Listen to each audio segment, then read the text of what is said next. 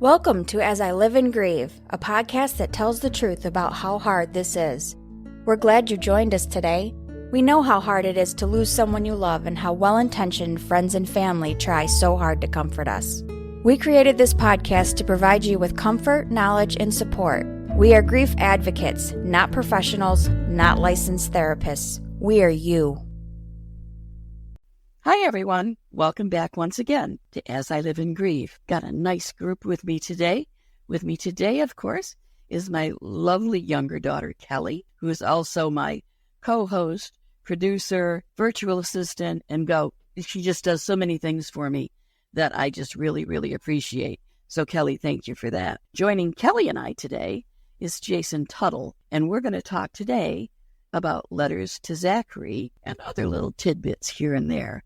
I know you're going to enjoy this. As always, when we get a male who is willing to be candid, vulnerable, and talk to us honestly, it is so refreshing and informative and often inspirational to hear about grief from that male perspective. So thank you, Jason, for joining us today. Thank you so much for having me. Oh, it's our pleasure indeed.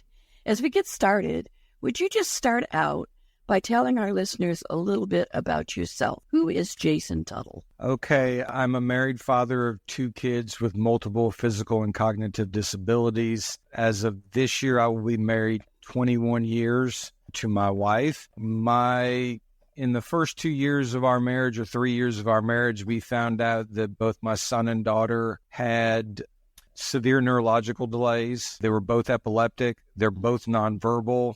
They are essentially wheelchair bound in the sense of they can't walk on their own, but they'll walk if I hold from behind. Right. And they can army crawl and all that on the floor, but to walk on their own, no, they need a wheelchair. Yeah. So, and those are the issues that both of my kids have. And then my son was born with a rare condition called Eagle-Barrett syndrome. It's affectionately known as prune belly, and I'll try to give the most simplistic understanding of it. It's considered a rare disease because it's 1 in 40,000 births. Wow. They don't know the official start of it, but they do know it's related to a kidney issue, which my son was born with 1 kidney that did sustain damage in utero before he was born. Okay. Essentially what was happening was the kidney acts as a filter. What was going through the kidney wasn't going all the way through, and it was backing up into the kidney. Mm-hmm. So that's part of it, as well as with Eagle-Barrett syndrome, you get kids with abnormally large bladders that don't feel the sensation to want to go to the bathroom. So I would have to give him a catheter every 4 hours to help drain his bladder. Otherwise, what would happen would be not only would it become painful, but with all the sediment that's in that fluid, he would be susceptible to urinary tract infections. Mm-hmm. And then on the back end, if I didn't give him medication to help him go on the back end, he would get impacted. Yeah. So he had to deal with that. The main issue with prune belly is he had no abdominal muscles. He had no, the 6-pack abs, he had none of that muscle. Okay. He had none of the side muscle. Mm-hmm. I could lay him on the floor, and the only thing between the outside world and his organs was the skin and the fascia that holds the skin together. That's it. Dear. I could lay him on the ground, and from the outside, I could take my finger and I could point. I could touch his large intestine, his small intestine, his stomach, Dear. I could do all that. And then a secondary issue, which is one of the reasons why we were in the hospital a lot for him, is even though he had a normal lung capacity, he had kind of a shallow breath. And when you or I get a pneumonia style illness, Right. we have that, you've got your core muscles there, so you can essentially build up pressure from that foundation. Right. And that's what creates force to cough stuff out. Right. Well, because my son didn't have that, he didn't have enough force to cough it out. Mm. So at a certain point, when I started getting all the machinery in my house, if I heard a certain cough, I would have to go through kind of my medical protocol. Right. To loosen it up, suction it up, get it out of his system, and then give him a nebulizer, which most parents know what that is, Right. and give him a breathing treatment. Mm-hmm. So from the kidney all the way up to his breathing stuff, that was all Eagle-Barrett syndrome. Oh my goodness. I have never heard of that syndrome, in all honesty, But what a horrifying experience for your son and for mom and dad as well. And we talk a lot on this podcast about grief, and the majority of the time we're talking about grief due to the loss through death. But many times we talk about other grief in our lives. So immediately, as you tell us the story of your son, the first thing I think of is the grief that you and your wife experience for having a child with special needs, 2 children with special needs, and you immediately think of the lives that they won't have, those childhood experiences and milestones that they likely will not experience.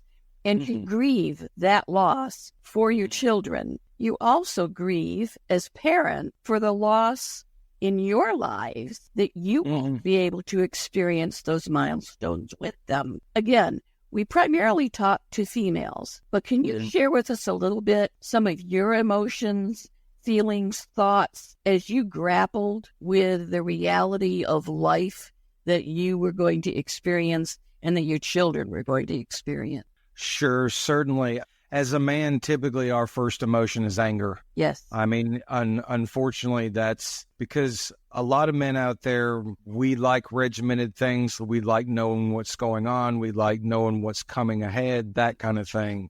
So to start off a family, have a child, and within that first year find out he's got all of these major medical issues. I mean, it hit me like a Mack truck. I can remember very distinctly in the hospital right after he was born. I was in the NICU of the children's hospital they got taken to, and it just, like, I almost collapsed just bawling because the weight of everything that was just kind of coming down on me. And I honestly, at that point, I didn't know what to do. I was just like, I have no knowledge in these areas. I don't even know where to start. I don't know where to go. And so over time, after seeing specialists and just researching and all that, I kind of started to get my sea legs under me, so to speak. And it got to a point where I got better and better at it, to where when I finally got to about year 5 or 6, pretty much nothing surprised me.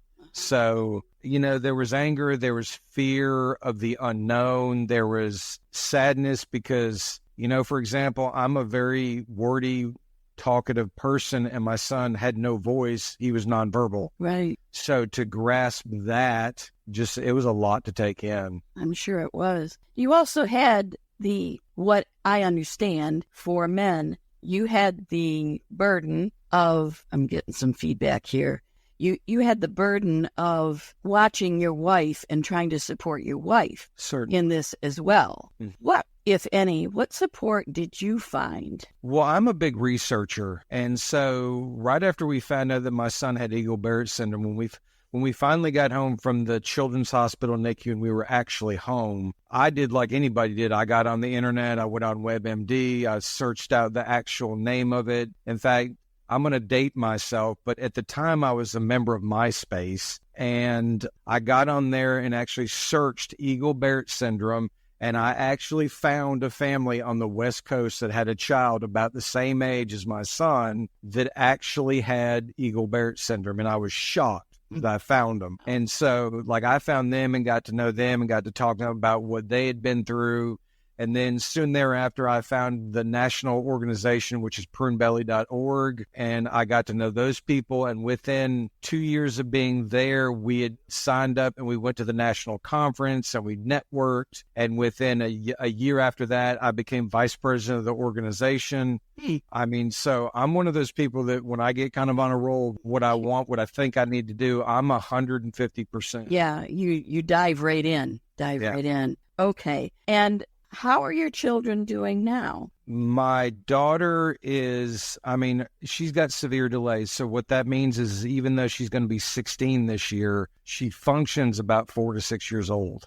She'll probably always function about 4 to 6 years old. And so overall, she's a happy child. Now, I mean, we've got right now, we're kind of in the middle of even though she functions 4 to 6 years old, she's still in the middle of the teenagery stuff as well. Okay. And so like today she's been great, but yesterday she was, ornery as ever. Mm-hmm. And just because of just the teenage stuff going through that she may not understand. Right. My son, unfortunately, he passed away on the 28th of January, 2022. Just a couple years ago. That's pretty recent. Yeah. Was it the syndrome and complications of it that took your son? No, it was something else, although the coroner came back and he related it to one of his medical issues just because he had an extensive history. Okay. But the official cause on the death certificate was sepsis and cardiac arrest due to sepsis. Oh, dear. Is what it was. Yeah. However, based on what I felt that morning before I took him to the hospital and what they said in that ER room that day, I 100% believe that he contracted gastroenteritis. Oh. And it went too far. Yeah. Because literally when I finally got a moment to think about it and I researched it like through Mayo Clinic and WebMD, all of the symptoms he had was exactly gastroenteritis. Uh-huh. And there were several of those websites said, if you're seeing the symptoms of what I saw, all of them said, go to the hospital immediately. Yeah. Well, it's amazing to me that when parents decide to really dig in to medical diagnoses and medical treatment and research that their children or a loved one may be experiencing, you pick up so many other pieces of information along the way. And you knew your son better than any doctor ever could have. So you're likely spot on with your diagnosis. At any rate. And how old was Zachary? He had been 15 for almost 2 months. All right. And then the other thing that came to mind a second ago was that even though your daughter, and what's her name? Samantha.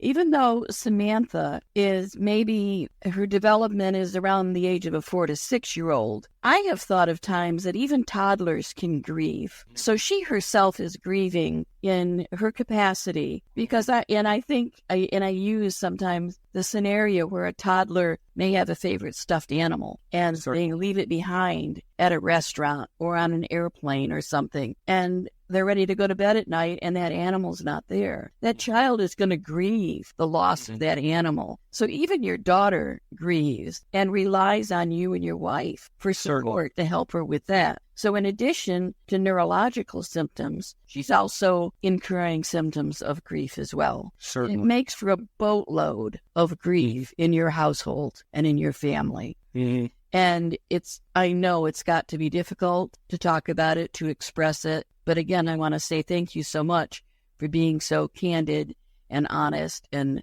willing to share that with us. So, Zachary, now you have a blog or website, Yes, ma'am. Letters to Zachary. Will you tell us about that? Yes, ma'am. It's actually a blog on Facebook. It's called Letters to Zachary.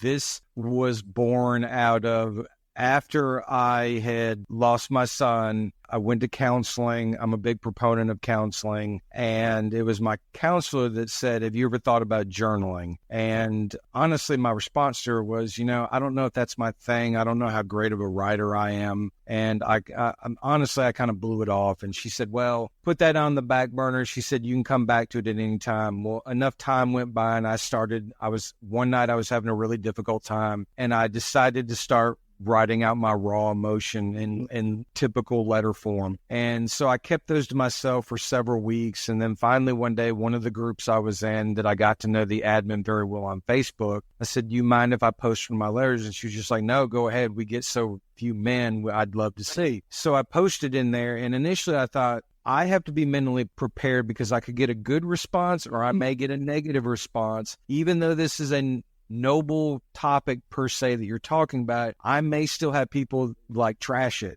Right. And so I posted it and I almost immediately got a huge response. I had women that were saying, I've never told anybody exactly how I felt and you have nailed how I felt on the inside to the T. And so my response to them was, well, I appreciate it. This is inspired by my son. I'm glad it resonates with you. I'm happy that I can write something that you can relate to. Right. And so I kept doing that for several weeks, and people throughout time were throwing ideas at me like, have you ever thought of doing a podcast? Have you thought about writing a book? That kind of thing. And all of those I kind of blew off because at the time I wasn't in the mental space for it. Right. Certainly. And so finally someone said, have you ever thought about doing a Facebook page as a blog?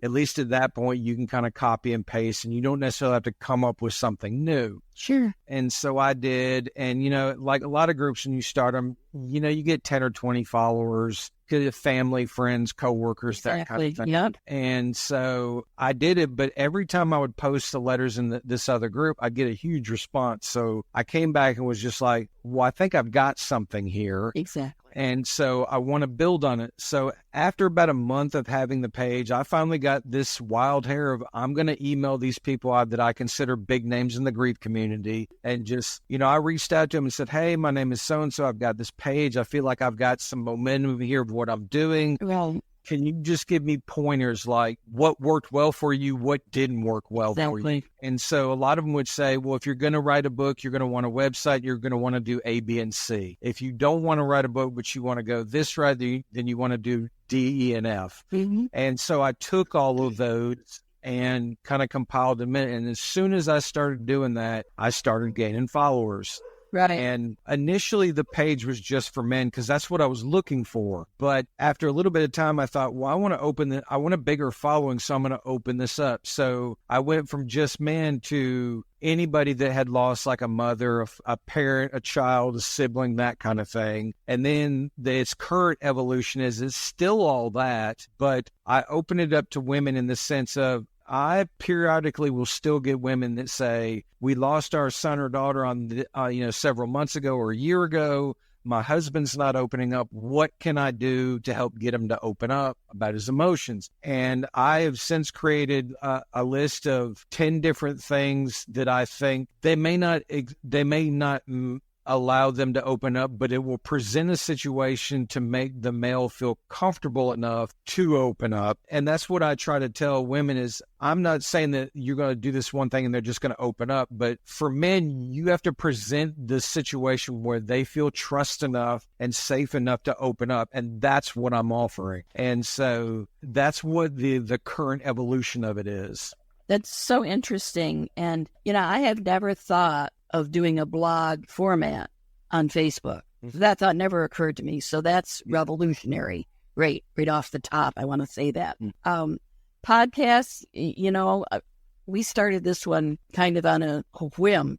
It was almost just a little bit of divine intervention, if you will. Yeah. And I had similar thoughts when I first started it because I had only my own network of friends. Yeah. And I thought, oh, well, this will never catch on. But it has. And some very wise people that I look to for support and advice have told me, and I'll pass this along to you, that many times it's not so much the precise topic or maybe even the thoughts that you might share, but people that follow you and read your blog, listen to your podcast, go to your website are people that have developed a relationship with you. Yeah. And it's that relationship that brings them back each time. Certainly. So first of all, I would suggest continue what you're doing because obviously there's an audience that needs to hear it. The little sheet, and I don't know what you want to call it, the document, the tips you have, if you will, maybe that's the best thing, for women to perhaps help men deal with grief or at least to make that connection and start a conversation. That, to me, is a really marketable piece of information. Sure. So I would strongly encourage you to do something with that or have a specific way to offer that. Certainly. That people can get it. I would love to see it myself. And I can think of several people that I can put you in touch with that probably would love to hear more about that as well and maybe share some of that on their podcast. Can you give us maybe one or two examples of those tips? Certainly. Well, first of all, I'm an old enough generation. I'm Generation X, and I'm 47 years old. And so I grew up in a generation when I was younger. We're kind of the rub some dirt on it and walk it off, tape it up and walk it off kind of generation. I love that. I mean, everybody laughs at that, but I can't tell you how many times I heard that as a kid, implying that, yeah, it's okay for you to be hurt for a second. It's painful, but we need to get past it fast. And so the reason why a lot of men don't open up is because a lot of men, let me backtrack a little bit. Women are notoriously known as the stereotype, and I say this is a stereotype, that they can remember a thing down to the minute detail. So for example, my wife and I get into an argument and she remembers in her head that at May 19th, at 4:43 p.m. and on 2017, I said this, and it gets thrown back in my face. Oh, dear. And I get that's a stereotype, but the reason why a lot of men don't open up is because they don't want in their most vulnerable moment to have something that they've shared thrown back in their face to try to hurt them. Wow. And so what I try to tell women, I said, yeah, it's good to remember things, but it's the content. It's how you state it to that man. Because whether women like it or not, men are the first and foremost, men are always going to be about respect. Right. You might be mad as hell at them, but it's how you present it. And if you're not respectful to it, that man is going to shut down. And you may have 2 or 3 more tries, but kind of like baseball, 3 strikes and you're out. He's going to give you 2 or 3 times. And after about that 3rd time, if you continue to be that way, he's not going to open up. So I try to tell women, it's all in your presentation of how you say it to him. You can be mad, you can be upset, but if you bring it in a lightened kind of positive way about it, then he may be more receptible to it, kind of thing. The other thing that I say to women is men have been taught all their lives that women and their emotions come first. And that's fine. Most men have no issue with that. That's not an argument point that we're going to argue. But what the underlying meaning it tells us is no matter how we feel, women's emotion will come first. Ours will always be second, even if we're in the center of what's going on. And when I've had women in the past go, no, that's not true. And I go, really? I said, go into any house on my street, and I guarantee you there's going to be a sign on the wall that says, happy wife, happy life. Yes, and I've heard that a lot. And I said, and there's nothing wrong with that. Most men they want it that way. Yeah. But that's a real one-sided way to look at things. Yes. If the wife wants things equal for her, she's got to expect it equal for him. Right. It has to be both ways. And those are kind of 2 of the things that I always really try to stress. Yeah, I love it. And that's terrific information. And often, especially when you're dealing with a tragedy that strikes your family or you're grieving, at any point in your grief journey, sometimes it's difficult to really stop and think about what you want to say before the words actually come spewing out of your mouth. Mm-hmm. So those 2 are great, great tips. I can't wait to see the rest of the list, and very likely may ask you to come back and speak specifically about those tips. But we'll talk about that later. For now, sadly, our time is winding down very, very quickly. So what I want to do now is turn the microphone over to you and let you speak directly to our listeners. We do have an international audience, so speak to our listeners. Let them know a little bit more about how they can stay in touch with you, maybe where they can find letters to Zachary or any other information you want to share. If you have any exciting news coming up that they can look forward to, the floor is yours, Jason. Okay, well, thank you. Letters to Zachary, my main page is on Facebook. It's Letters to T.O. Zachary. And I make that distinction because all of my other accounts, Twitter, TikTok, and Instagram are letters, the number 2, Zachary, and that'll be in the show notes for those that are wanting to look for that. So on my main page, I use all of them. Facebook and TikTok are my 2 that I do the most original content. I filter the other through the other 2 is kind of what I do. Facebook's more written, TikTok's more short video form. typically 5 minutes or less, and most of the time 3 minutes or less. Typically just random grief thoughts and questions, and to get the audience engaged is what I do on TikTok for the most part. But on Facebook, it's in letter form, poetry form, commentary form of other people's work, where I kind of give my viewpoint on what they posted. It's in meme form. It's in multiple different forms on Letters to Zachary. I'm a proponent that everybody needs to see the good, the bad, and the ugly of grief. Right. I'm very raw. I'm very open. And I say it not to be blunt, but I don't sugarcoat. If I feel like I'm having a moment and I'm writing a letter to my son and it needs to be expletive laden